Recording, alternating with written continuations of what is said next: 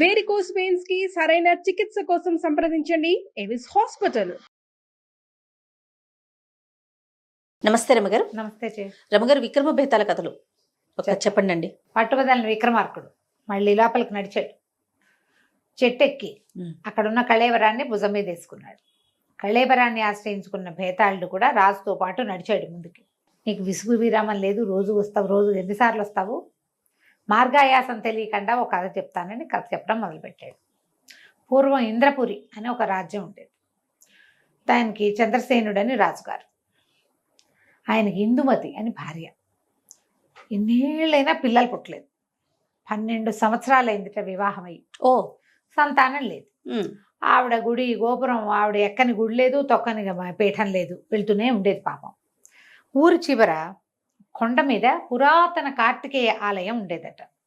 ఈవిడ ప్రతి శనివారం అక్కడ ఉపవాసం ఉండి కొండ మీదకి కాలినడకని వెళ్ళి, పెద్ద పాము పుట్ట ఉందట అక్కడ మామిడి చెట్టు కింద. ఆ చెట్టు కింద ఉన్న పుట్టలో పాలు పోసి ప్రసాద స్వీకారం చేశాకే మంచినీళ్ళైనా పోసుకునేది నోట్లో. పాపం కొండెక్కి వెళ్ళేది.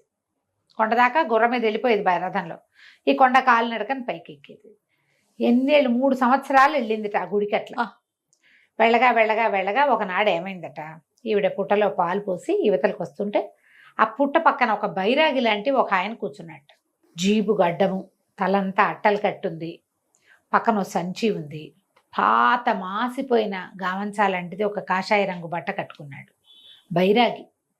చేతిలో ఒక కర్ర ఉంది. ఆయన అమ్మాయికేసి ఆవిడకేసి అలాగే చూసి, ఏమమ్మా ఇంకా కోరిక తీరలేదని చూస్తున్నావా ఇందుమతి అన్నాడు.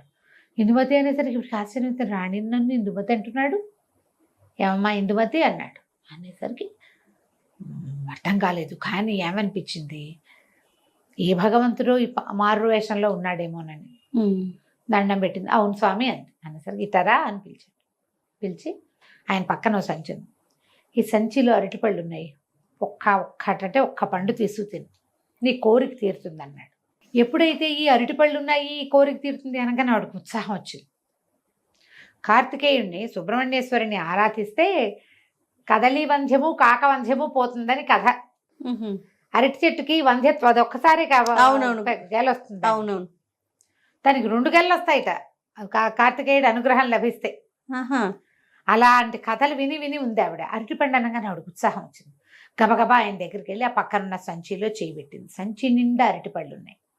అందులో కొన్ని మెత్తబడిపోయి, కొన్ని వాడిపోయి, కొన్ని వేళ్లాడిపడిపోయి అట్లా ఉంటే ఆవిడ సంచిలో అంతా కలయి వెతికి చేతికి దొరికిన లావుపాటి పండుని, పుష్టిగా ఉన్న పండుని ఏమనుకుంది, నాకు బలంగా ఉన్న పిల్లవాడు కావాలి, ఈ డొక్కుపళ్ళు తీసుకుంటే డొక్కు పిల్లవాడు పుడతాడో ఏమిటోనని బాగా వెతికి బాగా బొద్దుగా లావుగా ఉన్న పండుని తీసుకుంది. పండుని తీసుకొచ్చింది, ఇంటికి వచ్చింది. భర్తకు సంతోషంగా భర్తకు చెప్పింది, ఆయన ఎవరో మహానుభావుడిలో ఉన్నాడు, అరటిపండు తింటే నాకు సంతానం కలుగుతుందేమో అంటే, నువ్వు ఎంతమందో మహానుభావులను చూసావు అన్నాడు ఆయన వెటకారంగా. రాజుకేం పెద్ద నమ్మకం లేదు, ఈ గుళ్ళు గోపురాలు వీటి వెనకాల పడ్డం మీద ఆసక్తి లేదు ఆయనకి. కలితే కలుగుతారు ఏమిటి అని ఉండేది. మరి ఆడవాళ్ళకి ఎక్కువ ఉంటుంది, వాళ్ళు ప్రశ్నలు ఎదుర్కొంటారు కదా. ఈవిడ గబగబా ఇంటి లోపలికి వెళ్ళి దేవతార్చన అది ముగించుకుని ఈ అరటి పండుని ప్రసాదంగా తీసుకోవటానికి చూస్తే అవి ఏం పండది, జంటక పండు, కవల పళ్ళు ఉంటాయి కదా, అతుక్కుపోయిన ఉంటాయి పళ్ళు, అందుకే అదంత లావుగా ఉంది. తినేసింది పండు. రాజుగారికి ఏం పెద్ద నమ్మకం లేదు, కానీ ఈవిడ కొంచెం భక్తితోటే ఉంది. తర్వాత కూడా వారం వారం ప్రతి శనివారం కొండ మీదకి వెళ్ళేది. ఆయన ఏనాడు ఈవిడ కనపడ, ఒక్కసారి కనిపించాడు, అరటి పండు ఇచ్చాడు. 3-4 నెలలకి ఈవిడ గర్భవతి అని తేలింది. ఇంకేముంది, ఆ బైరాగాయనే మహానుభావుడు సుబ్రహ్మణ్యుడే ఆ స్వరూపంలో వచ్చాడని సంతోషించింది. చివరికి నెలలు నిండినాయి. ఆవిడకి 2 కుమారులు పుట్టారు. జంట అరటి పళ్ళతో కవల పిల్లలు పుట్టారు. కానీ ఈ కవల పిల్లలు ఆ పళ్ళెట్ట అతుక్కున్నాయో వీళ్ళు కూడా అటాగే అతుక్కుని పుట్టారు. అయ్యో, సియామేస్ ట్విన్స్ పుట్టారు. ఏం చెయ్యాలో తెలియలా ఈవిడికి. ఈ పిల్లల్ని సెపరేట్ చేయటం ఎట్లా, దాని మీద బోలెడంత ప్రయత్నం చేసింది. ఆ వైద్యుల్ని ఈ వైద్యుల్ని, వీళ్ళని వాళ్ళని తెగ పిలిచింది. ఎంతమంది వచ్చినా ఎవ్వరూ ఏమీ చెప్పలేకపోయారు. చివరికి ఒక పురోహితుడు ఒక ఆయన ఏం చెప్పాడంటే, అమ్మ అశ్విని దత్తుడని ఒక అద్భుతమైన వైద్యుడు ఉన్నాడు, ఆయన శస్త్రచికిత్సలు చేయడంలో నెంబర్ 1 దిట్ట. పిల్లల్ని కోసి అతికించగలడు, కోసి వీళ్ళని సెపరేట్ చేయగలడు, కావాలంటే అతికించగలడు కూడా. అనేసరికల్లా ఇప్పుడు ఈ అశ్విని దత్తుడు ఎవరు? వీళ్ళ పక్కనున్న సింహపురి రాజుగారి యొక్క ఆస్థాన వైద్యుడు. వాడు జయకేతుడు.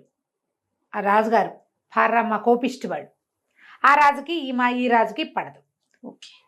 చంద్రసేనుడికి జయకేతుడికి పడదు. ఈవిడేమో గబగబా భర్త దగ్గరకు వచ్చి, ఏమంటే ఇట్లా పురోహితుడు ఒక ఆయన వచ్చాడు, ఆయన చెప్తున్నాడు ఇట్లాంటివి చాలా చేసేట ఆయన అనేసరికి ఈయన అన్నాడు, చటాట్ పిల్లలు ఇట్లా ఉంటే ఉన్నారు, ఆ రాజ్యం వాడి దగ్గర నుంచి ఇది చేసుకునేది ఏమిటి, కుదరదన్నాడు. ఈ లోపల పిల్లలు పుట్టారని వీళ్ళకి అనేక దేశాల నుంచి బోల్డ్ అని ఇవి వచ్చినాయి. ఏమంటారు, కంగ్రాచులేషన్స్ వస్తాయి కదా, ఏమంటారు బెస్ట్ విషెస్ వచ్చినాయి. ఇంకా ఏమిటో అందరూ తల అభినందన ప్రశంసా పత్రాలు ఈ అభినందన పత్రాల్లో జయకేతుడు కూడా పంపించాడు. కమల పిల్లలు పుట్టారట, అబ్బాయి ఇద్దరు మగ పిల్లలు పుట్టారట, పాపం అతుక్కుని ఉన్నారట. దీనికి సంతోషంగా ఉంది, దానికి బాధగా ఉందని రాశాడు 2 వాక్యాలు. ఆ వాక్యాలు చూసి ఈయనకి పుండి మీద కారం చల్లినట్టయితే నేను నచ్చల, ఠాట్ వీల్లేదన్నాడు. అనేసరికి ఇందుమతి మాత్రం వదిలిపెట్ల. ఆయనకి ఆవిడకి ఎలాగైనా సరే వెళ్ళి అశ్విని దత్తుడి దగ్గరికి వెళ్ళి ఆ వైద్యం చేయించుకోవాలని ఉంది. అక్కడి నుంచి భర్తకి చెప్పకుండా మా పుట్టింటికి వెళ్ళి వస్తానని చెప్పి పిల్లల్ని ఇంట్లో పెట్టి ఒక దాసీదాని సహాయంతో సామాన్యంగా వేషం వేసుకుని సింహపురికి వెళ్ళిపోయింది. వెళ్ళింది. వెళ్ళి అశ్విని దత్తుడి కోసం వెతుక్కుని వాళ్ళ ఇంటికి వెళ్ళి ఆయన పాదాలు పట్టుకుని, బాబు మా పిల్లలు అతుక్కుని పుట్టారు, పిల్లలకి శస్త్రచికిత్స చేయాలి అని అడిగేసరికి తప్పకుండా చేస్తానమ్మా, 5-6 చేసున్నాను, పిల్లలు ఎంత వయసు వాళ్ళు, ఏమిటి, ఏ భాగాలు అతుక్కుని ఉన్నాయి, ఆరోగ్యంగా ఉన్నారా, అన్నం తింటారా, తెలివిగా ఉన్నారా అన్నీ కనుక్కున్నాడు. ఇది సులువేనమ్మా, చేయొచ్చు అన్నాడు. చేయొచ్చు అంటే అంత సులువు కాదండి, నేను ఇంద్రపురి రాజుగారి భార్యని, ఇందుమతి నా పేరు చెప్పేసింది. అనేసరికల్లా ఈయన అన్నాడు, అమ్మా నీకు మీ కనుక వైద్యం చేస్తే నన్ను చంద్రపూర్ నుంచి బహిష్కరిస్తారు, ఇక్కడి నుంచి మా రాజ్యం నుంచి నన్ను బహిష్కరిస్తారు, ఉరి కూడా వేసిన ఆశ్చర్యపోక్కర్లేదు, మీకు మాకు పడదు అనేసరికల్లా ఆవిడ వలవలా ఏడ్చింది. 12 సంవత్సరాలు నేను ఎక్కని గుడిమెట్లు లేవు, మొక్కని గడపలేదు, ప్రతి చోట పూజ చేశాను, లేక కలిగిన పిల్లలు లక్షణంగా పుట్టారు, ఇలాంటి పరిస్థితి ఉంది, నేనేం చేయను, నువ్వు తప్పిస్తే నాకు ఇంకొక దిక్కు లేదు అని లబోదీపమని ఏడిస్తే ఆయన అన్నాడు, అమ్మ నా ప్రాణాలకు ప్రమాదం లేకుండా చేయగలవా నువ్వు అన్నాడు. ఈవిడంది, చేస్తా తప్పకుండా,